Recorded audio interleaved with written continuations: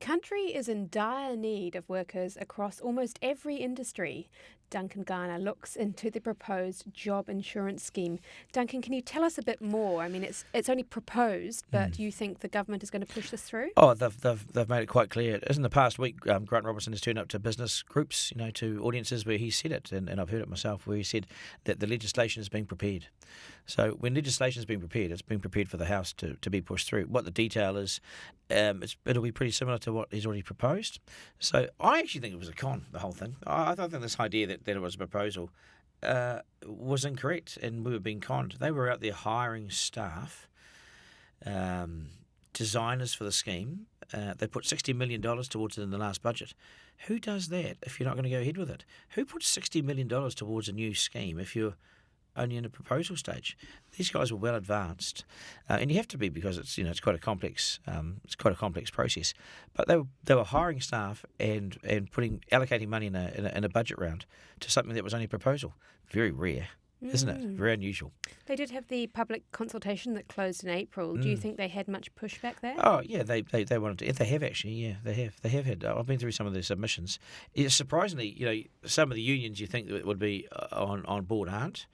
Salvation Army, not, because it takes 1.39% of workers' income. So if you're on a low income, if you're on a high income 1.39, you won't notice it. If you are on a low income, you'll notice that. It's significant enough to make an impact. Yeah, it is a tricky one because it's the lowest paid who are the most vulnerable and would actually benefit from a scheme like this, but they're the least able to lose more of their paycheck. Correct. Is there any alternative that you can see? No, or just don't go ahead with it. Because at the end of the day, when low income people, low socioeconomic, lose their jobs, we have systems set up for that. We have the unemployment benefit. We have emergency benefits. We have emergency housing. Not much of it, but we do. We have people have contracts with employers as well, redundancy clauses and so forth. I wonder here if we're looking for we've got a solution and now we're trying to find the problem. And the problem doesn't exist. We've got a tight labour market. We're looking for workers. There's not widespread job losses. Skilled workers are hard to come by. We can't get them into New Zealand. We can't create them here. Where's the problem? This government waxes lyrical about low unemployment. It's been low for a long time, and stubbornly low, which is a good thing. But where's the high unemployment? Where are the mass redundancies? This is what it's designed for. We could still be heading into a recession, and the worst could yet still to come. Yeah. Is it worth it to just lose a little bit of your paycheck each month to ensure against job losses? It depends what you believe is the government's job.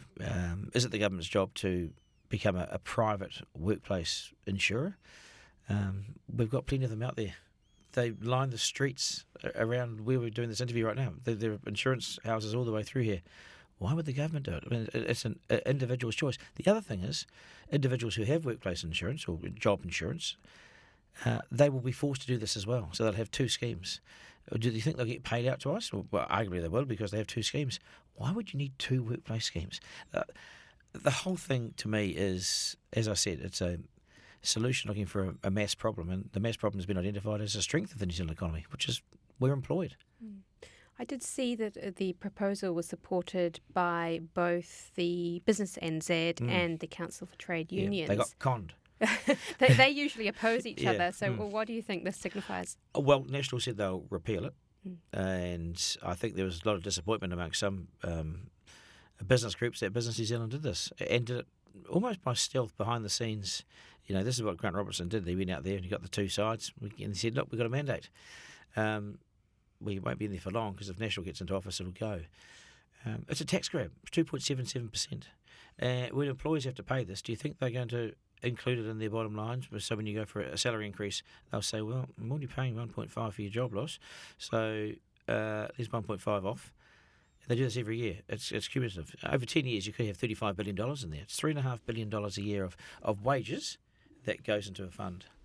Now, if there is another mass pandemic and everyone loses their jobs, it'll look mastermind, won't it? But I don't know. I think it's a tax that the government said it wouldn't introduce, which was no new taxes. It's a tax. And what likelihood do you think that this is actually going to get enacted into law? 100%. 100%. It's going to go into law. Now, when it's enacted is a different question, but I think they'll try and pass this before the election. I think a number of these controversial things will be passed before the election. You can see it in their timing. That's why they've already allocated money. It's why the staff are already employed. They're doing this because they may not get another chance. So this is why they squeeze it through. They've got 1 year to get it in. It will take all that because you have to go through parliamentary readings and so forth. But this will be law by the next election. If it's not, it'll be close to. Duncan, thank you very much for your time. You're welcome.